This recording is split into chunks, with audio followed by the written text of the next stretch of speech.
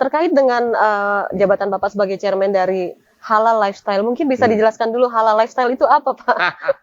Yang semua urusan bisa dijual online. Cuma satu yang susah dijual online. Apa tuh? Apa coba? Pariwisata.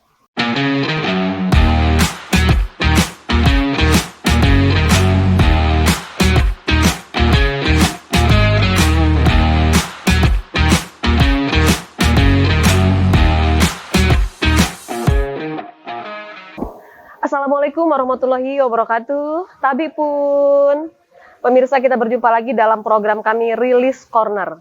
Kali ini saya bersama dengan seorang tokoh pariwisata nasional, bahkan sudah dikenal juga di dunia internasional.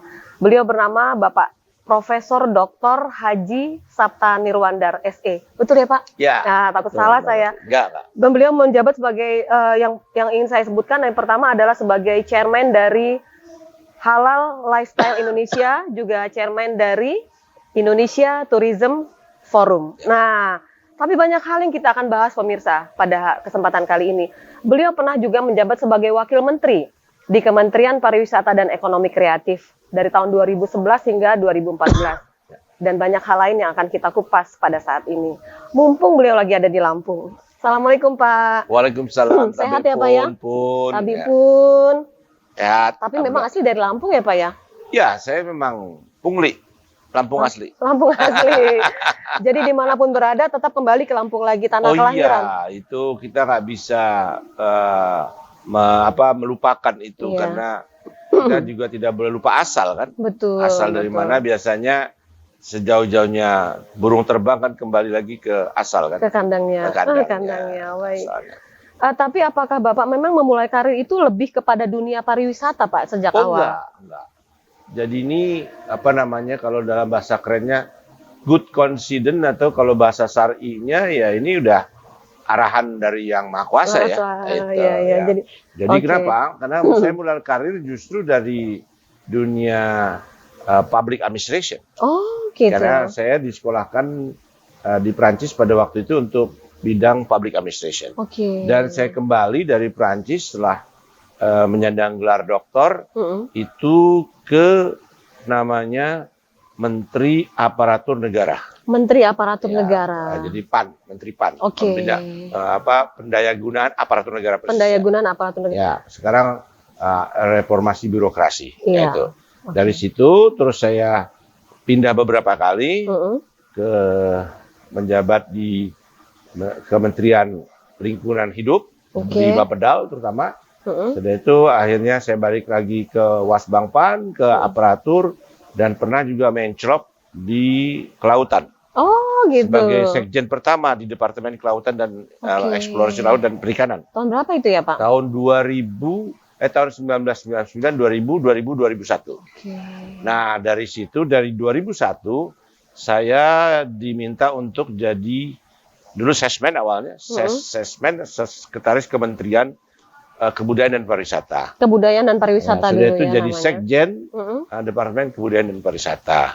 Setelah itu baru menjabat Wakil Menteri terakhir, Wakil Menteri Pariwisata dan Ekonomi Kreatif di periode Bapak SBY pada waktu itu di 2011 sampai 2014, jadi cukup lama juga saya di pariwisata. Bahkan Bapak juga mendapat gelar sebagai Bapak Pariwisata Indonesia. Enggak, sebetulnya enggak. Itu orang suka nambah-nambah karena saya kebetulan agak aktif di dunia pariwisata dan juga ada berbagai macam aktivitas yang mungkin dianggap sesuatu yang penting ya. Seperti antara lain Jakarta Marathon. Nah, Jakarta Marathon itu kami co-founder atau bersama-sama membuatnya dengan Pak Jokowi pada waktu beliau jadi Gubernur DKI. Nah, itu hidup sampai 2019. Setelah itu 2 tahun stuck karena ada COVID ya. Juga ada saya chairman dari Tour de Singkarak. Tour de Singkarak. Yang cukup lama sampai 11 tahun itu.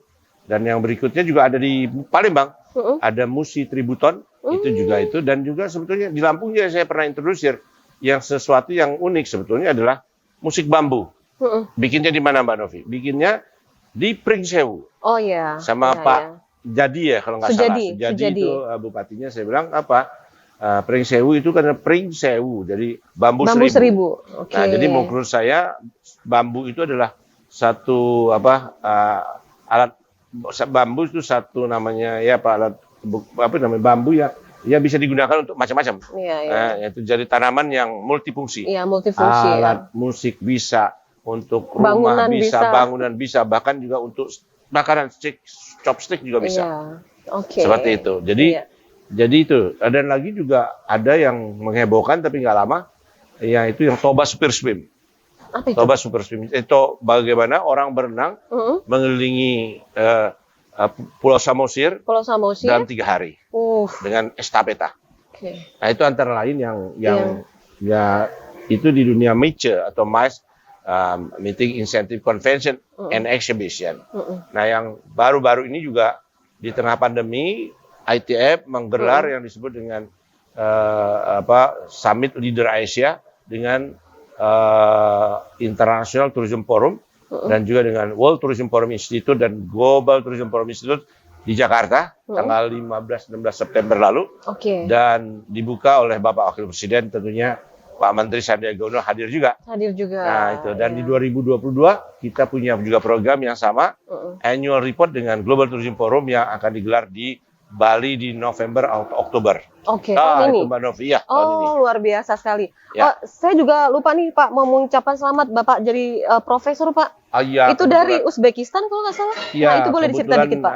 Kebetulan ada satu universitas namanya Silk Road International University untuk Culture and Heritage, yang sangat concern terhadap dunia pariwisata. Nah kebetulan universitas itu lahir dari hasil General Assembly UNWTO, United Nations World Tourism Organization di Bali tahun 93. Ya nggak tahu, bawa nasib.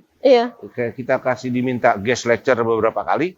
Terus dia bilang, nah, ini juga layak untuk dikasih gelar kehormatan. Ya saya terima aja. Masya Allah. Nah kebetulan di sana juga tempatnya Bukhari Muslim, makam Bukhari Muslim yang dipaksa ditemukan karena Bung Karno. Tadinya udah hilang tuh makam. Jadi sangat dikenal Indonesia di Samarkand di tempat makamnya Bukhari Muslim. Jadi sebagai chairman Indonesia Halal Lifestyle Center, kita mau ngelaba, artinya kita memperkuat kerjasama antara Uzbek dan Indonesia. Jadi selama ini kalau ada umroh Jakarta, Turkish, atau Jakarta, Jeddah, Turki, atau Istanbul, kita pengen juga ada Uzbekistan, Jakarta, Tashkent, ya, artinya Samarkand dan juga Jeddah untuk bisa melengkapi umroh. Biasanya ada umroh plus-plus untuk lihat itu. Ini juga sangat menarik karena Uzbek ini ya di samping tadi Samarkand menjadi kota budaya, kota heritage, tapi juga dia sangat lekat dengan satu hadis, ya satu penulis hadis yang disebut Imam Bukhari. Menurut saya ini Indonesia sangat dekat dengan itu. Bahkan kalau disebut Nahdiyin itu sangat dekat dengan hadisnya Imam Bukhari. Bahkan di TVRI itu ada setiap minggu acara mengupas reguler tentang hadis Imam Bukhari. Nah, why not kita memanfaatkan ini untuk orang kita bisa tahu, dan orang-orang Uzbek bisa ke Indonesia karena mereka nggak punya pantai.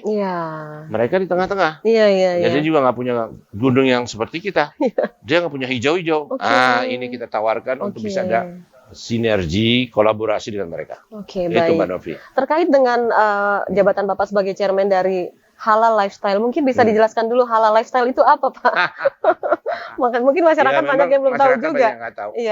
Memang dulu juga waktu saya pertama di tahun 2015 membuat Indonesia Halal Lifestyle Center, orang bertanya-tanya, Pak Sabta, ini yuk masa bikin center seperti itu, cari yang haram aja susah, mau cari yang halal. Saya bilang enggak, Pak. Ini prospek, saya bilang, kalau saya lihat dari pengalaman. Jadi kebetulan pada waktu saya di pariwisata itu, saya sering ditunjuk oleh menteri. Kebetulan menteri yang bersama saya itu, yang pertama Pak Igede Ardika itu orang Bali ya, tentunya Hindu. Yang kedua Pak Jarwacik juga Hindu. Bu Mari juga agamanya lain. Nah jadi kalau ada urusan-urusan yang berkaitan dengan keislaman, Pak Sekjen, alias saya yang pergi atau wakil menteri. Nah ini akhirnya saya pikir-pikir ini suatu tempat yang prospektif dari segi ekonomi, dari segi juga hubungan, dan kebetulan kita tergabung juga dengan OKI ya, atau OIC, Organisasi Konferensi Islamik, atau Islam, atau juga OIC, Organisasi Islamic Corporation, atau kalau ya gitu. Nah itu 57 negara. Ya. Nah dari situ saya lihat kita itu harusnya sebagai negara Muslim terbesar populasinya, kita harus juga ngelaba di sana. Kita juga harus mengambil benefit. Nah kebetulan sebetulnya kita juga punya keindahan, ya, juga kita punya tawaran yang menarik dari segi heritage, dan juga dari macam-macam. Menurut saya ini menarik buat kita. Nah akhirnya saya tawarkan di Indonesia satu konsep. Pertamanya kita sudah adakan semacam apa ya? Kajian dan juga FGD, fokus group discussion. Kita undang tokoh-tokoh dari yang eminent ya, dari Muhammadiyah, dari NU, dari yang lain-lain. Kita diskusikan apa sih yang paling pas judulnya supaya tidak terlalu sensitif. Awalnya itu udahlah nggak usah susah, samain aja sama bank. Apa tuh? Bank syariah. Jadi wisata syariah. Tapi perkembangan berikutnya teman-teman dari pariwisata yang mengelola pariwisata bilang, Pak Sabta kalau wisata syariah itu serem, nggak marketable. Nanti imajinasinya atau persepsinya rasa KTP. Terus kedua, waduh semua dihilangkan. Mungkin destinasinya juga harus eksklusif dan seterusnya. Nah sehingga akhirnya berevolusi termasuk waktu itu dengan Pak Maruf Amin. Akhirnya kita bikin yang lebih global. Ternyata memang global trend yang disebut dengan halal tourism. Nah itu satu. Nah tetapi setelah kita lihat perkembangannya, halal tourism ternyata salah satu dari sektor halal industri. Gitu. Pak, untuk mensosialisasikan kepada masyarakat tentang halal lifestyle ini, menurut Bapak upaya apa saja yang sudah dilakukan ya Pak ya? Ya ini satu pekerjaan yang relatif tidak mudah. Cukup panjang ya? Cukup panjang. Kenapa? Itu yang perlu justru untuk memberikan kesadaran, memberikan kejelasan dan juga pengertian. Tetapi hasilnya sekarang sudah cukup bagus. Ya, trennya naik.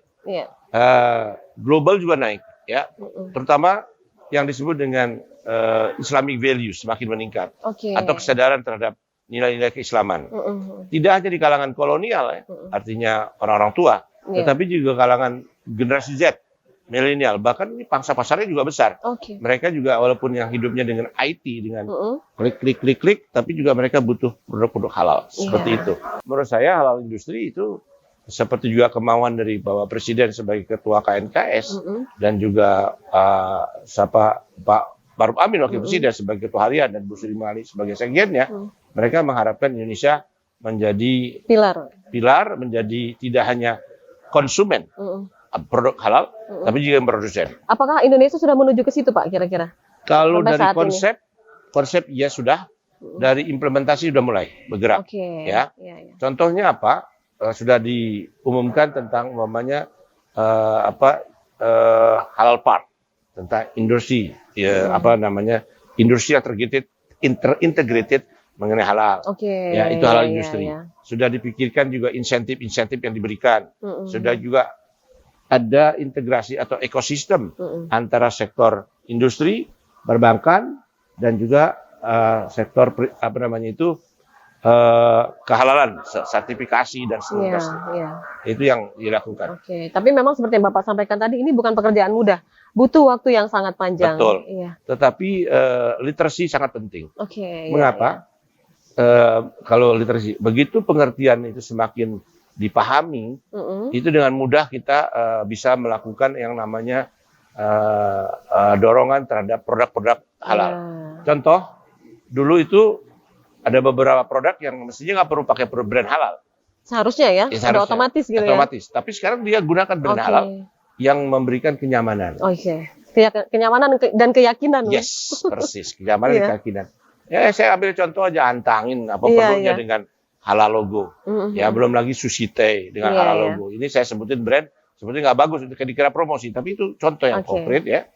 Dan kita juga menuliskan report dengan BI, Bank Indonesia dan Dinas Standar tentang produk-produk apa aja yang prospek. Nih, ini 2022.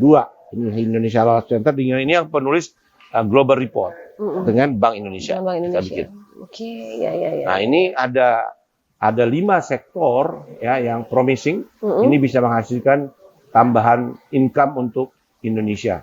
Yaitu tadi yang sudah saya sebut, makanan, food fashion, ya, food, makanan, fashion, terus ada lagi kosmetik, farmasi, dan satu lagi yang menyangkut dengan media modus fashion tadi. Ya. Pak, sebelum kita tutup obrolan kita nih Pak, sedikit saya pengen menanyakan tentang pariwisata nih Pak ya. Oh ya. Kalau Indonesia ini memang tetap menjadi tujuan wisata dunia internasional sudah pasti, walaupun hanya di titik-titik tertentu ya, tidak merata di seluruh Indonesia.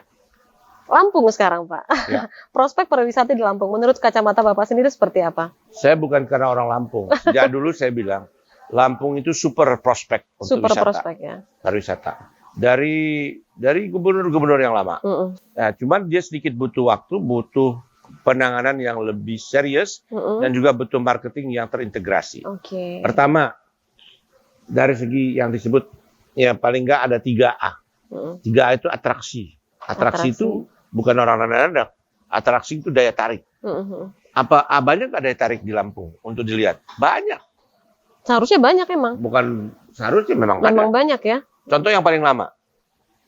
Siapa yang nggak kenal meletusnya Krakatau? Saya pernah di Yunani jalan-jalan ke satu gunung namanya Santorini, gunung yang pernah meletus. Itu guide-nya bilang meletusnya Santorini tidak sehebat Krakatau. Bayangin dia tahu. Tapi Santorini itu banyak pengunjungnya, karena diurus dengan dikelola dengan baik.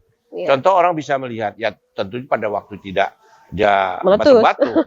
Nah, dilihat dari kejauhan, dia ambil gambarnya, bahkan bisa juga dibuat tempat pertunjukan yang latar belakang itu.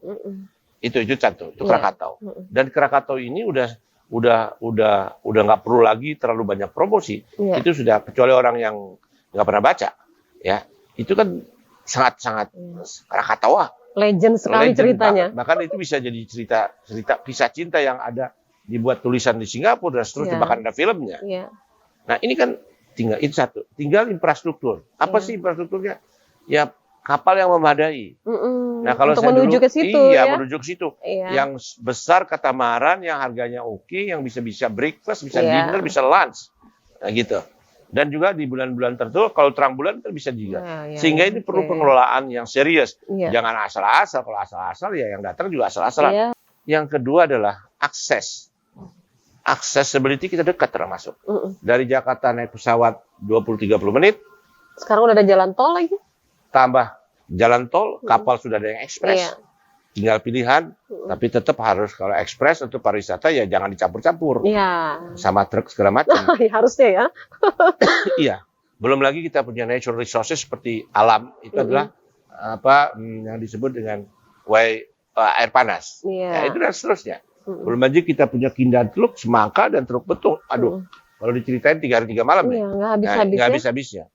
Nah, itu yang luar biasa yang kita punya Lampung.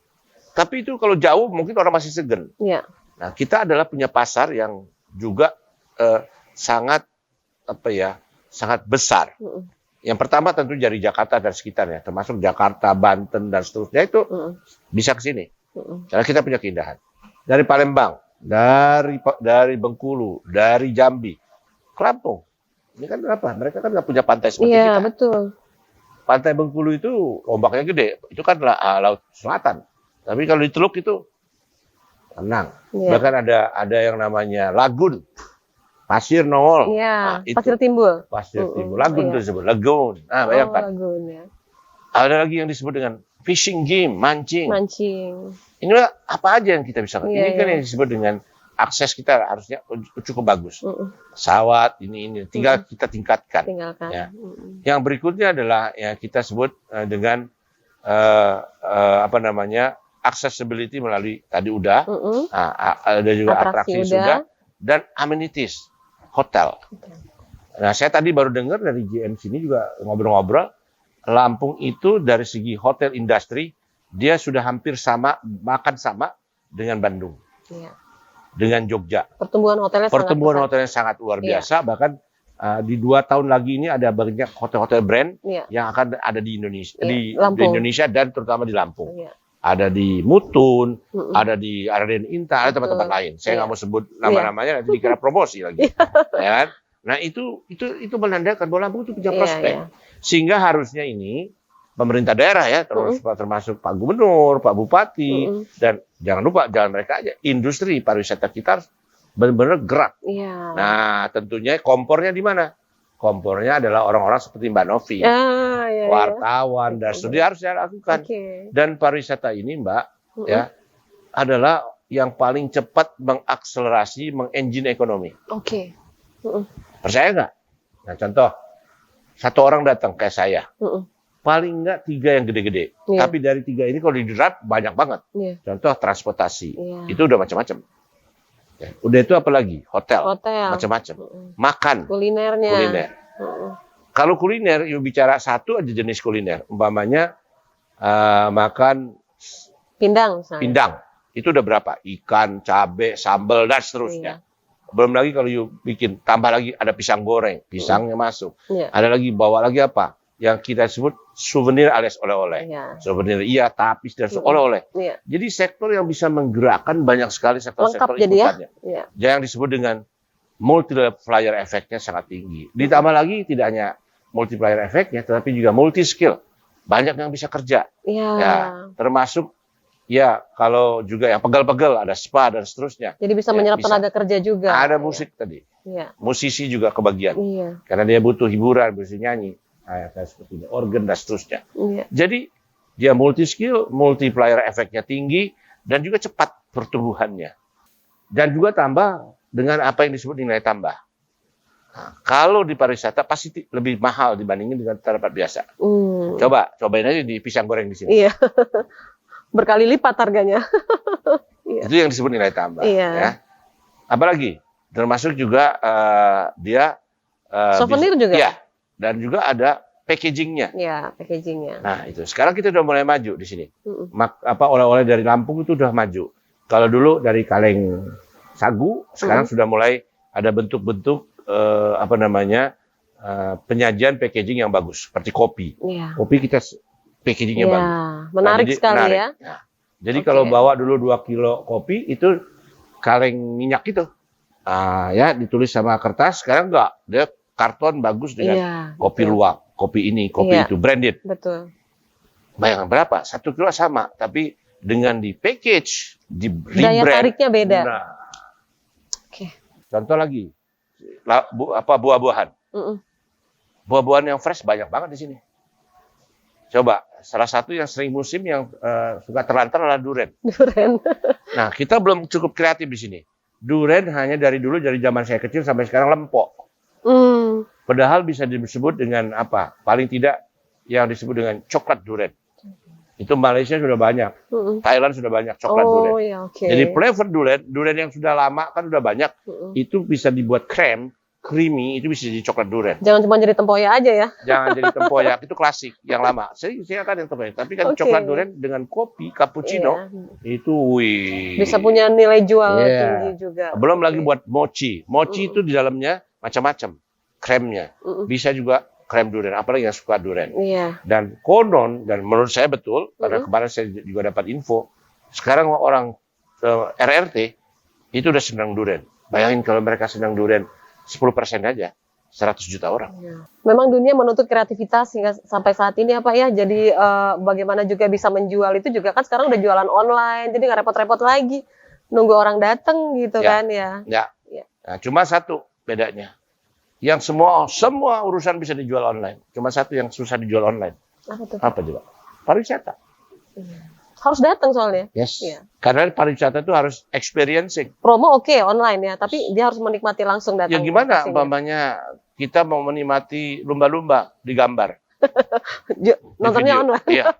Ya nggak bisa. Nggak bisa. Jadi makanya pariwisata is about experiencing. Harus pengalaman. Harus merasakan.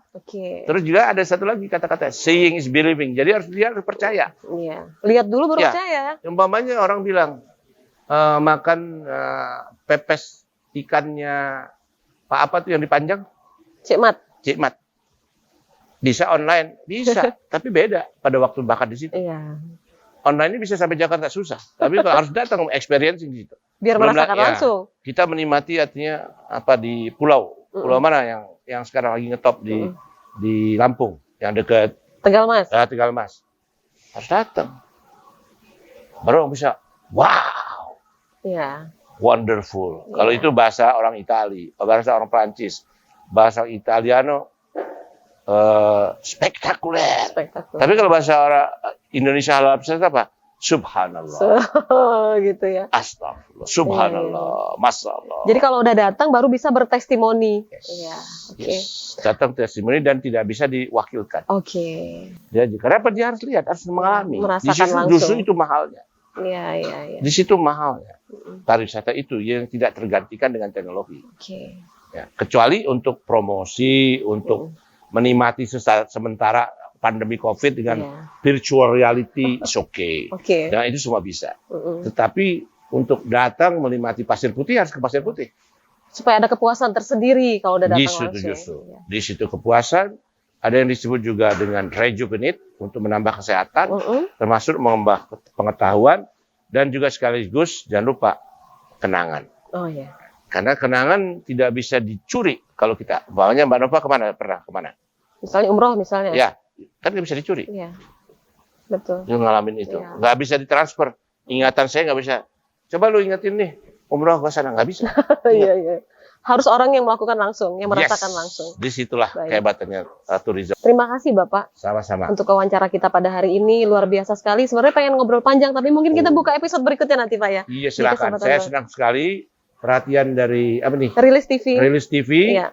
Mudah-mudahan bermanfaat dan ini bisa viral. Siap. Dan juga menggugah masyarakat Lampung, baik yang ada di Indonesia dan di tempat lain, dan juga pejabat, bukan pemerintah maksudnya, dan juga dunia swastanya, dan juga dunia jurnalistik, atau juga dunia anak-anak milenial, generasi Z, untuk mereka lebih kreatif, kerja keras, dan juga bersinergi membangun Lampung, utamanya pariwisata. Karena kita punya apa yang diperlukan dalam dunia pariwisata. Kalau bahasa Betawinya alugada, apa lu mau gua? Paket komplit. Paket komplit, mulai dari seruit sampai ke lalapnya. Pak, sekali lagi terima kasih untuk obrolan kita hari ini. Dan insya Allah lain waktu bisa ngobrol lagi ya Pak. Silakan Mbak Nova, kalaupun mau pas lagi di Jakarta lagi apa silakan. Kita bisa mampir juga ya Pak ya. Ini lebih bisa mix up, nanti bisa use spesialis nanti ambil yang halalnya atau juga yang ITF, yang Indonesia Tourism Forumnya. Terima kasih Pak, terima kasih. Sama-sama. Sehat selalu Bapak dan sukses selalu. Terima kasih. Dan ditunggu kedatangannya lagi di Lampung Pak. Insya Allah. Rilis TV maju dan Rilis TV akan menjadi juga media yang mendorong pariwisata Indonesia, wabil khusus pariwisata Lampung yang kita cintai. Siap. Terima kasih Pak. Terima kasih banyak. Tabipun. Pemirsa, demikianlah obrolan saya dengan Bapak Profesor Dr. Haji Sapta Nirwandar SE. Tadi tentang banyak hal kita sudah berbincang dan pasti banyak sekali wawasan dan manfaat yang kita bisa dapat dengan obrolan beliau. Kita akan lanjutkan obrolannya di lain waktu karena masih perlu banyak ilmu yang akan kita gali terhadap beliau ini. Kita akan berjumpa lagi pemirsa dalam Rilis Corner berikutnya. Saya Novi Balga mewakili kerabat kerja yang bertugas undur diri. Sampai jumpa dan wassalamualaikum warahmatullahi wabarakatuh. Dan saya serahkan buku report. Terima kasih Pak. Wah, terima kasih Pak. Terima kasih banyak. Ya, bisa dilihat-lihat. Iya. Pak izin.